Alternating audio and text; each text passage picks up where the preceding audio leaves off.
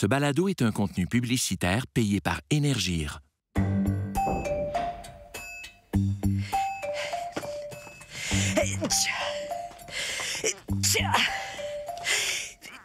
Voyons!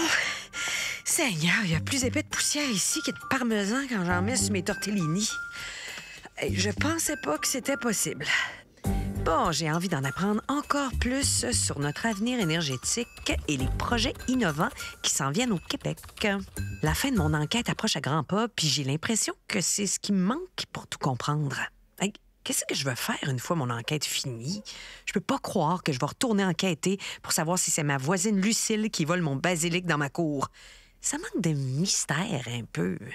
Honnêtement, même pas besoin d'enquêter. Je sais que c'est elle, la fatigante. Elle sent toujours le bon pesto frais.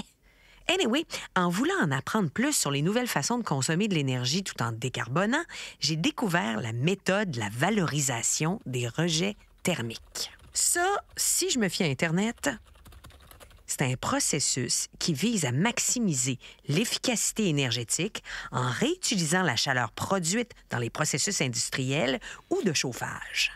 Bon, c'est encore pas super clair. OK, suivez-moi là-dedans. Imaginez que vous cuisinez des pâtes dans une casserole. Puis là, l'eau que vous utilisez pour cuire les pâtes devient très chaude. Maintenant, au lieu de jeter l'eau chaude, vous pourriez utiliser cette eau chaude-là pour vous faire un bon thé. Bon, ce serait un Earl Grey qui goûte un peu l'amidon, mais vous comprenez l'image, là? Bref, c'est un peu comme ça que ça fonctionne, la valorisation des rejets thermiques. Au lieu de laisser la chaleur s'échapper et se perdre, on la récupère et on l'utilise pour d'autres choses, comme chauffer des bâtiments. Au final, ça aide à économiser de l'énergie et à protéger notre planète. C'est bien beau, les explications boboches inspirées de cuissons de raviolis, mais je voulais parler à un expert pour bien comprendre le potentiel de la valorisation de rejets thermiques. C'est pour ça que je rencontre M. Stéphane Gagnon, le spécialiste en valorisation des déchets thermiques au ministère de l'Environnement, de la lutte contre les changements climatiques, de la faune et des parcs.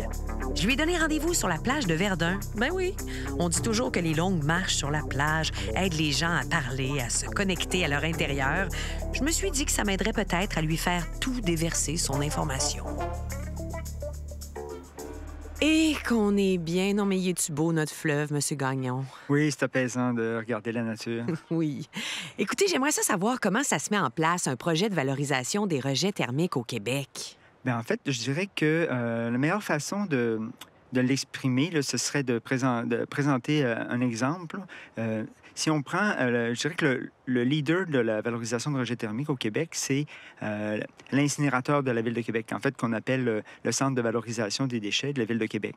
À l'époque, au milieu des années 70, plutôt que d'installer un grand centre d'enfouissement comme on a fait un peu partout et qui déborde maintenant, et puis avec tous les problèmes qu'on connaît, plutôt que d'installer simplement un incinérateur dans la Ville de Québec, bien, on a choisi d'installer un incinérateur à côté d'une papetière qui avait des grands besoins de vapeur pour ses procédés industriels, et puis d'en faire de récupérer la vapeur de l'incinérateur pour les besoins de la papetière. Donc là, depuis ce temps-là, il y a énormément de consommation d'énergie et d'émissions de gaz à effet de serre qui ont été sauvées. Et puis, il y a même une deuxième papetière qui s'est installée depuis à proximité, qui bénéficie aussi des rejets de vapeur de l'incinérateur. La genèse, c'est que ça prend...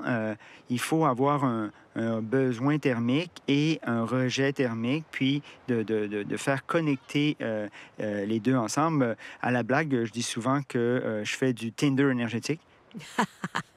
Donc, je mets en contact, je mets en relation des organisations qui ont des rejets thermiques et des organisations qui ont des besoins thermiques pour pouvoir leur permettre de développer un projet de synergie industrielle qui va répondre aux besoins des deux. Mais ça peut aussi être une tierce partie. Ça peut être une tierce partie comme une municipalité ou comme une entreprise privée, par exemple. Est-ce qu'il y a beaucoup d'aides financières du gouvernement là, pour alléger les coûts de mise en place des infrastructures de ce genre-là? C'est effectivement des projets très coûteux, mais on a un généreux programme d'aide financière qui a été mis en place en mars 2023. Donc, on finance tout d'abord l'étude de faisabilité, là, qui est une pièce très importante là, pour un projet de valorisation de rejet thermique, donc jusqu'à 75 d'aide financière, jusqu'à 150 000 $. Et ensuite, l'implantation, là, pour la mise en place d'un tel projet, on offre 75 d'aide financière jusqu'à 40 millions de dollars. Donc, on met le paquet parce on sait qu'il y a un potentiel très important d'énergie, qu'on peut aller récupérer, qui n'aura pas d'impact sur le réseau électrique d'Hydro-Québec et puis qui va permettre de décarboner tout le Québec. Ils vendent beaucoup, hein? Est-ce que le vent m'a décoiffé un peu ou je suis correct? Ça va, ça va. Ça va. Moi, dans le cadre de mon enquête, M. Gagnon, je suis à la recherche d'exemples. Est-ce qu'il existe des projets novateurs, prometteurs, en valorisation des rejets thermiques? Donnez-nous de l'espoir un peu. À Gatineau, il y a le projet Zibi, qui est un développement résidentiel, commercial, institutionnel, qui va être chauffé par les rejets thermiques de la papetière Kruger. Et sur la rive sud de Québec, à Lévis, il y a un énorme centre de traitement de données, de Qscale, qui a annoncé qu'il souhaitait offrir ces rejets de chaleur pour des serres qui pourraient s'installer à proximité. Il y a des projets comme Serre Toundra à Saint-Félicien, qui est un projet de serre qui s'est installé à côté d'une papetière de produits forestiers résolus et puis qui récupère ces rejets de chaleur pour l'énorme besoin de chaleur du grand parc de serre qu'il y a. Puis aujourd'hui, bien, on peut avoir accès à ces concombres-là un peu partout dans les épiceries. Wow! Donc, c'est des projets qui démontrent que le Québec peut produire de l'énergie autrement. Ça donne espoir. C'est ce que je voulais, M. Gagnon. Bien, j'ai éclairé votre journée. Mais là, il y a trop de vent. Je pense qu'on va faire un petit bout, là. Oui, c'est ça, la prochaine.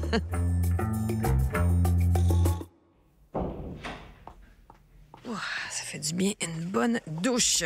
J'avais pas le choix, hein? Il fallait que je déloge tout le sable que j'avais pogné dans le fond de la tête. OK. Bon.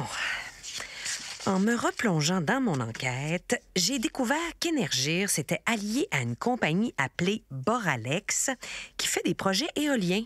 Ben oui. J'ai donc fait mes recherches pour découvrir que Boralex et Énergir ont bel et bien signé une entente pour développer ensemble des projets d'énergie éolienne pour accélérer la transition énergétique. Pour mieux comprendre le grand virage qui nous attend tous en matière d'énergie, j'ai décidé de rencontrer Lauriane Derry, chef Affaires publiques et communications chez Boralex. Je l'ai invitée à venir prendre un café chez moi parce qu'on est vendredi, puis même les enquêteurs ont le droit à une petite journée de télétravail en jogging. Mais là, pas le choix. Je dois absolument faire du ménage avant qu'elle arrive. Bonjour, Madame Derry, bienvenue chez moi. Bonjour, Tammy. En ce moment, au Québec, combien de mégawatts d'énergie les projets éoliens réussissent à produire? En ce moment, au Québec, il y a environ 4000 mégawatts d'énergie éolienne installée un peu partout à travers la province. On a la chance au Québec d'avoir une ressource de vent qui est excellente et c'est bien de voir là, que les gouvernements qui nous ont précédés ont pris la décision là, de développer l'énergie éolienne pour qu'on puisse compter sur cette énergie-là aujourd'hui. Est-ce que ce nombre de mégawatts-là remplit les cibles que le gouvernement puis Hydro-Québec se sont données? En fait, les 4000 mégawatts qui sont déjà existants ont été développés dans le cadre de la stratégie énergétique 2006-2015 qui avait été élaborée par les gouvernements à l'époque. Mais aujourd'hui, les besoins sont beaucoup plus grands. Donc, Hydro-Québec a annoncé il y a quelques mois son nouveau plan d'action qui prévoit ajouter 10 000 mégawatts d'énergie éolienne d'ici 2035. Là, je veux qu'on parle de projets. Il y a notamment la Seigneurie de Beaupré, dont j'ai entendu parler. C'est quoi la place de ce projet-là dans le développement de la filière éolienne au Québec? Donc, la Seigneurie de Beaupré, c'est un des premiers projets que Boralex a développé aux côtés d'Énergir. C'est 4 projets d'énergie éolienne qui sont situés, les 4, sur le territoire de la Seigneurie de Beaupré, dans la MRC de la Côte de Beaupré, pour une production de 364 mégawatts. Okay. Mais aujourd'hui, on développe 3 nouveaux projets qui s'appellent les projets des Neiges, toujours sur le territoire de la Seigneurie de Beaupré, dans l'objectif, justement, de répondre à une partie des besoins qui sont annoncés. OK. Là, vous me le dites, je suis trop curieuse, mais j'aimerais ça entendre parler de d'autres projets qui sont développés dans d'autres municipalités aussi. Oui, donc Boralex, nous, au Québec, on a 13 parcs éoliens un peu partout dans la province. Et on développe aussi des nouveaux projets. On vient d'ailleurs tout juste d'apprendre la bonne nouvelle là, il y a quelques semaines qu'on a gagné 2 projets dans le dernier appel d'offres d'Hydro-Québec. Il s'agit des projets Arthabasca et Monoir qui sont développés en collaboration avec les communautés d'accueil. On a aussi le projet éolien Apuit sur la Côte-Nord qui est en cours de construction et qui, lui, est réalisé en collaboration avec la nation Innu, donc 8 communautés Innu sur le territoire là, de la communauté de Uashat-Makmaliotenam, près de Port-Cartier, là, sur la Côte-Nord. Et que j'aime ça entendre parler de ces projets-là. On dirait que ça donne envie de croire que la décarbonation est possible. Puis laissez-moi vous dire que dans un accroche-tiche, on m'attribue rarement le mot optimiste. Hein? Alors, bon, excusez-moi, c'est pas que je veux vous mettre à la porte, Madame Derry, puis c'est juste que j'ai une enquête à finir, puis j'ai un souper fondu dans comme 1 heure, fait qu'il faut que je m'y mette. Hein? Ça prend quand même assez de temps pour couper le petit fromage en petits cubes. Si vous avez besoin d'aide, ça me ferait plaisir de vous aider. Ah ouais, pour vrai? Ben, garde, on pourrait continuer à jaser. Ah, ben je dis oui! Bon, on est de retour là où tout a commencé. Mon bureau au sous-sol, avec un problème d'humidité. Un problème d'humidité ici, là. Ah, va falloir que je règle ça. Pour clore une bonne fois pour toute mon enquête, je dois me rappeler pourquoi j'ai commencé à faire tout ça à la base. C'est en grande partie à cause de mes questionnements, à savoir si malgré la popularité du réseau d'hydroélectricité au Québec, on avait quand même besoin du réseau de gaz naturel. Je vais pas vous faire languir. C'est clair que la réponse est oui.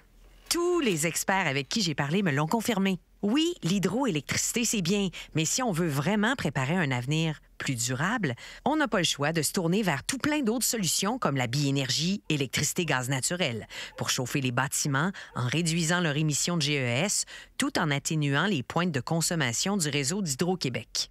On a aussi l'option des usines de biométhanisation, soit le processus de faire du gaz naturel renouvelable grâce à la dégradation des matières organiques. Ça fait déjà partie de la réalité de bien des pays et au Québec, on commence à en voir de plus en plus. Puis, bien sûr, les boucles énergétiques qui valorisent des rejets thermiques et l'énergie éolienne dont on vient de parler. On a du choix, pareil. Hey, j'ai assez hâte de dire ça à ma chum sceptique Nathalie. Dindanate. Mieux de m'offrir un maudit bon rosé. Fait que c'est ça. Je me replonge dans ma retraite d'enquêtrice du dimanche. Ça me fera pas de tort. Ouais.